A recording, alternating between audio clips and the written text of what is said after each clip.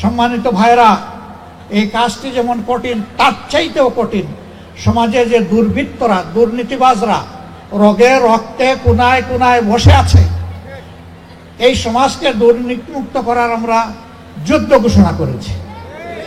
আমরা বলেছি সরকার আল্লাহ আমাদেরকে দিয়ে গঠন করাক, অথবা আমরা বিরোধী দলে থাকি, এই যুদ্ধ আমাদের চলবে ইনশাআল্লাহ। যতদিন পর্যন্ত দুর্নীতি আপরুটেড না হবে, দুর্নীতির জড় উপড়ে ফেলা না যাবে, ততদিন পর্যন্ত আমাদের যুদ্ধ অব্যাহত থাকবে। আমরা জানি এই যুদ্ধে আমাদের সামনে হিমালয় পর্বত দাঁড় করিয়ে দেওয়া হবে। আমরা আল্লাহ তাআলার কাছে তৌফিক চাই, আমরা আপনাদের সহযোগিতা চাই, সেই পর্বত আমরা টপকাবো ইনশাআল্লাহ।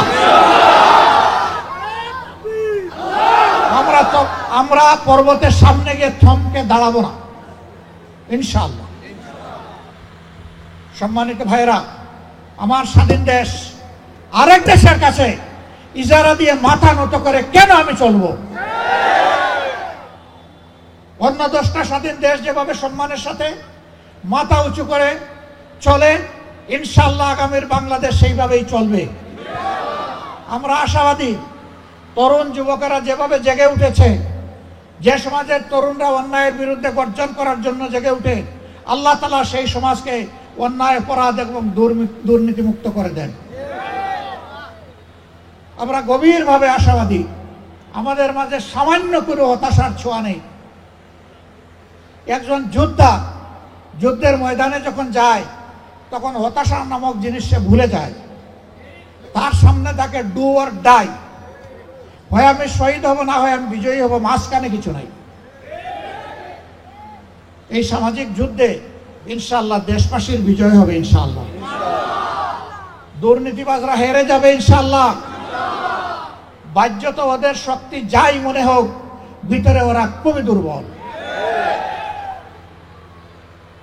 সিংহরা যখন জেগে উঠবে, হেক শিয়াল তখন পালাতে বাধ্য হবে। তবে আমরা সকল মানুষের কল্যাণ চাই। এখন বিভিন্ন সামাজিক অপকর্মে যারা জড়িত আছেন, তাদের জন্য আমাদের মেসেজ হবে, যদি আল্লাহ আমাদেরকে এ দেশবাসীর দায়িত্ব দেন, আমরা বলবো আমরা পিছন নিয়ে কামড়া কামড়ি করবো না, উই আর ফরওয়ার্ড লুকিং। আমরা ইনশাল্লাহ সামনে দেখব, আমরা ইনশাল্লাহ দূরে দেখব, আমরা ইনশাল্লাহ গোটা জাতিকে নিয়ে সামনে দৌড়াবো, পিছনে না। আমাদের স্বাধীনতার 54 বছর শুধু পিছন নিয়ে আমরা কামড়া কামড়ি করেছি। দীক্ষার নিজেদের প্রতি, রাজনৈতিক প্রতিষ্ঠানের প্রতি। রাজনীতি হচ্ছে দেশের সমাজের মগজ। এই মগজ যখন পরিচ্ছন্ন থাকে, ঠিক থাকে, শক্তিশালী থাকে, এই মগজ যখন মেধাবী হয়, জাতি তখন উপকৃত হয়।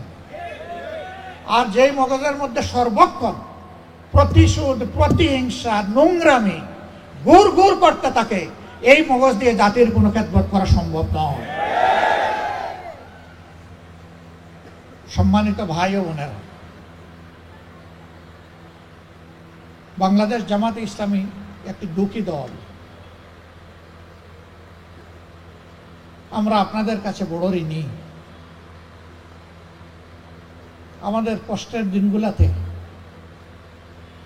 অনেক ভাই এবং বোন জীবন এবং ইজ্জতের ঝুঁকি নিয়ে আমাদেরকে আশ্রয় দিয়েছে।